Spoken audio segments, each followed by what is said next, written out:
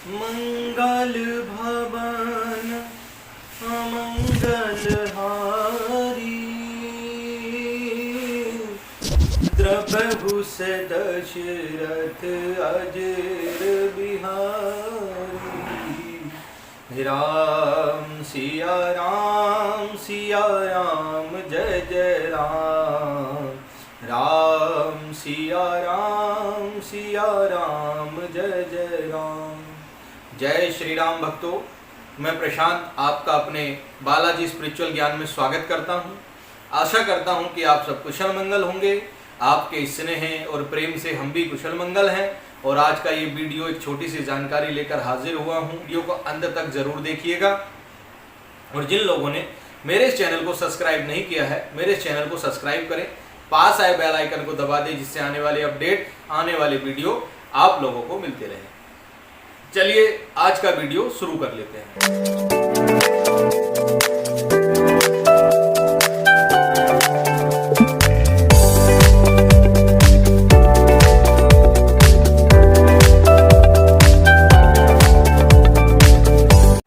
देखिए, भगवान श्री राम जो थे, हम जिनके बारे में जानते हैं कि वो दशरथ के पुत्र थे, सीता माता के पति, लक्ष्मण के भ्राता और हनुमान जी के आराध्य थे। प्रभु श्री राम का जन्म अयोध्या में दशरथ जी के यहाँ पर माता कौशल्या के गर्भ से हुआ था। और उन्होंने अपना जीवन पर्यंत माता पिता की सेवा, जन कल्याण, सामाजिक कार्यों में और मर्यादा के हिसाब से अपना जीवन व्यतीत किया। जितना रामचरितमानस में लिखा हुआ संक्षिप्त इतिहास है, उसके हिसाब से हम सब लोग प्रभु श्री राम को जानते हैं। वस्तुतः भगवान श्री राम उससे अनंत हैं, पर ब्रह्म हैं, सच्चिदानंद स्वरूप हैं, निर्गुण निराकार भी हैं और सगुण साकार भी हैं। राम वस्तुतः दशरथ के पुत्र ही नहीं, पर ब्रह्म है, जिनका ना आदि है, ना अनादि है, ना अंत है, जो पर ब्रह्म है, जो सनातन है, सदियों से थे, आज भी हैं और सदियों तक रहेंगे। त्रेता से पहले भी थे, द्वापर में भी थे, कलयुग में भी थे और आने वाले समय में भी प्रभु श्री राम रहेंगे। बस फर्क इतना है कि उन्होंने त्रेता युग में सगुण रूप धारण किया। सगुण रूप अर्थात पंच तत्वों से जन्य स्वरूप धारण किया। वस्तुतः भगवान श्री राम त्रेता से पहले भी थे, सतयुग में भी थे। अगर हम ऋग्वेद की बात करें या वेदों की बात करें तो वेदों में भी राम नाम का वर्णन आया है, वेदों में भी राम नाम बोला गया है। और बहुत सी जगह पे इंद्र से उनको संबोधित किया गया है वेदों में। जहाँ पर इंद्र संबोधन किया है, वहाँ पर राम नाम के लिए ही वो व्याख्या की गई है। ऐसा कहा जाता है कि राम चरित्र सत्य कोटि प्रविस्तरम एकैकमक्षरम पुंसप महापातक नाशनम। राम जी का जो चरित्र है वो एक एक कोटि के समान है और उनका विस्तार से वर्णन करना किसी के बस की बात नहीं है। और उनका एक एक नाम महान, जो पातक लगते हैं, जो पाप लगते हैं, उनको भी धो देने वाला है। वो मोक्ष के दाता पर ब्रह्म है। और हनुमान जी उनके सदा सुमिरन करते हैं। महादेव सदा राम नाम का सुमिरन करते हैं। समस्त जगत राम नाम का सुमिरन करता है। जो कृष्ण बोलते हैं, श्याम बोलते हैं, राम बोलते हैं, या किसी भी स्वरूप से आप भजते हो, वो राम को ही आप भजते हो। जरूरी नहीं है कि राम नाम आप लें। सब एक समान है। इस संसार की सारी शक्तियां एक समान हैं, बस स्वरूप अलग अलग हैं, समझने का ढंग अलग अलग है। थोड़ा उनको हम इस तरीके से जानते हैं, जैसे अगर मैं एक उदाहरण के तौर पे बोलूं कि आपको कोई बुखार है, तो बुखार में जो है पैरासीटामोल लिया जाता है। पैरासीटामोल क्या करता है? बुखार को शांत करता है। वो एक मॉलिक्यूल है, यानी कि मेन पावर जो है पैरासीटामोल है।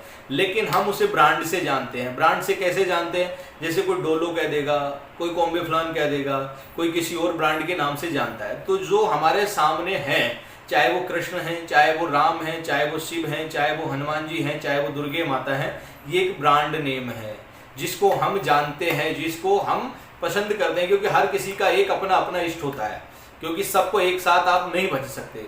तो इसलिए ये ब्रांड नेम है। हम इनको ब्रांड के तरीके से विख्यात इसलिए कर रहे हैं क्योंकि ताकि आप लोग समझ सको। लेकिन वस्तुतः मूल एक ही है, परम सत्य है, वो ईश्वर जो निराकार है, निर्गुण है, जो पर ब्रह्म है, जिससे समस्त सृष्टि का उत्पादन हुआ है, जो इस समस्त सृष्टि को चलाने वाला है।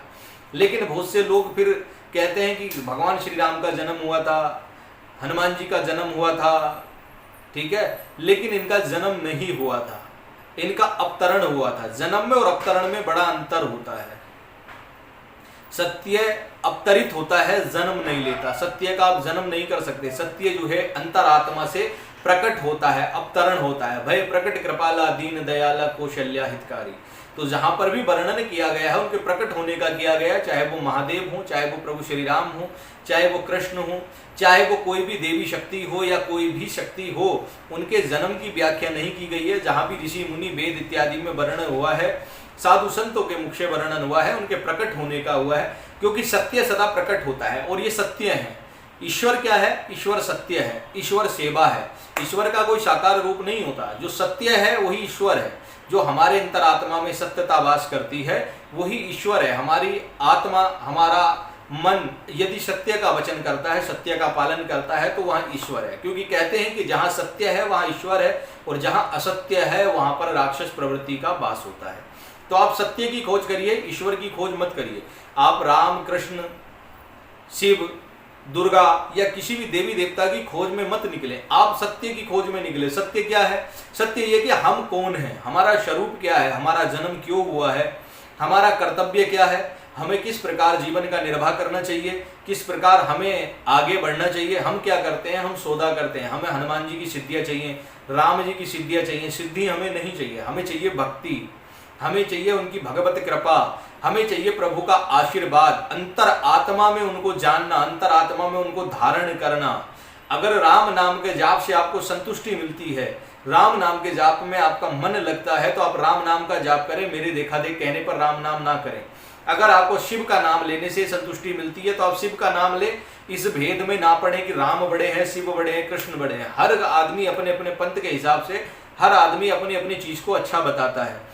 जैसे अगर मैं मेडिसिन में बात करूं या किसी भी ब्रांड में बात करूं, तो कोई मोटरोला को अच्छा बताएगा, कोई सैमसंग को अच्छा बताएगा, कोई ओप्पो को अच्छा बताएगा, कोई एप्पल फोन को अच्छा बताएगा।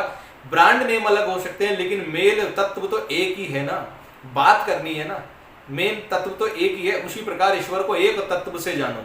एक तत्व से जानना अर्थात ईश्वर को सत्य से जानो कि जहाँ सेवा है, जहाँ भक्ति है, जहाँ गुरुजनों की सेवा है, साधु संतों का सम्मान है, जहाँ वेद पाठों में रुचि है, जहाँ आपके मन में किसी भी देवी देवता को लेकर संशय नहीं है, किसी धर्म जाति को लेकर के संशय नहीं है, सो वहाँ पर राम वास करते हैं, वहाँ पर शिव वास करते हैं और वहाँ पर ही समस्त देवी देवता वास करते हैं। तो अपने मन की प्रवृत्ति को चेंज करें। मन की प्रवृत्ति को चेंज करने का मतलब ये है मेरे कहने का कि अपने आप को जाने, सत्य क्या है। गौ सेवा करिए, माता पिता की सेवा करिए, अनाथों की सेवा करिए, वृद्धों की सेवा करिए, उन जरूरतमंदों की सेवा करें। ईश्वर को आप जो है प्राणी मात्र में देखिए, मूर्तियों में देखोगे नहीं मिलेगा, प्राणी मात्र में देखिए। मूर्ति केवल भावनात्मक रूप से हम ईश्वर के पास ले जाती हैं। जितनी भी मूर्ति पूजा होती है, चाहे वो राम की ले लो, कृष्ण की ले लो, शिव की ले लो, हनुमान जी की ले लो, वो सब हमें उनका स्वरूप से जोड़ती हैं। वो मूर्तियां हमारे अंदर भाव प्रकट करती हैं प्रभु के स्वरूप को लेकर, प्रभु के गुणों को लेकर, प्रभु के वर्णनों को लेकर।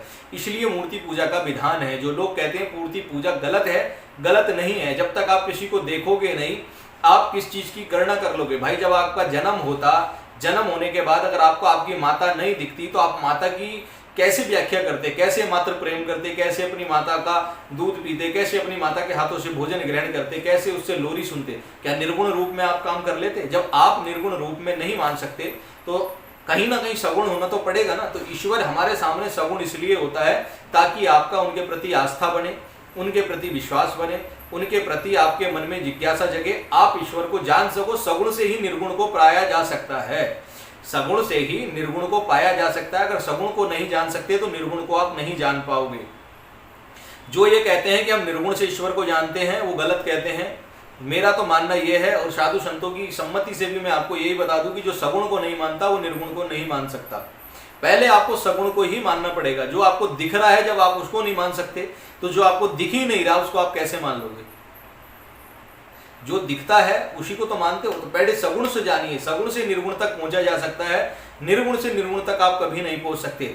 सगुण को जानोगे तो निर्गुण तक अपने आप पहुंच जाओगे। तो जो ईश्वर की मूर्तियां हैं उनको उस भाव से देखे, उनको पत्थर ना समझे, उनको उस भाव से देखे कि ये इष्ट हैं, प्रभु हैं।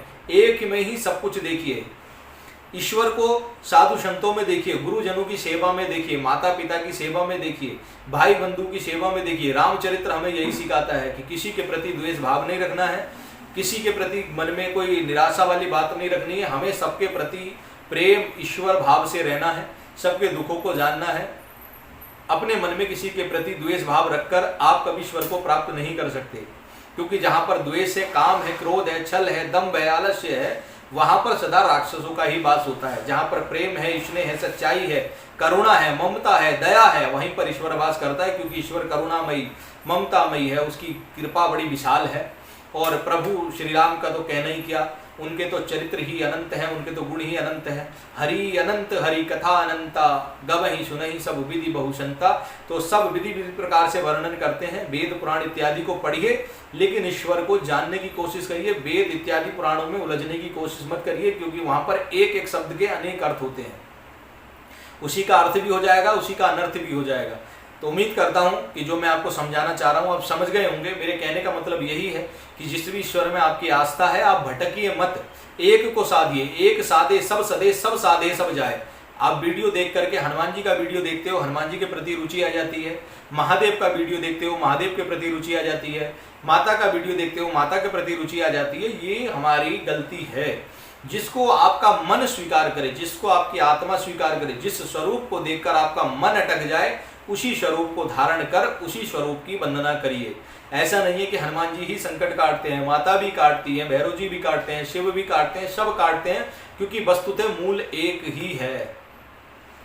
मूल एक है, शाखाएं अनेक है। शाखाओं को मत पकड़िए, मूल को पकड़िए। जब अब मूल कैसे पहुंचोगे, मूल पहुंचोगे शाखा को पकड़कर। एक शाखा पकड़ लीजिए हनुमान जी की, आप उसी से मूल तत्व तक पहुंच जाओगे। एक शाखा पकड़ लीजिए महादेव की, आप उसी से मूल तत्व तक पहुंच जाओगे। एक शाखा पकड़ लीजिए प्रभु श्री राम की, आप उसी से मूल तत्व तक पहुंच जाओगे।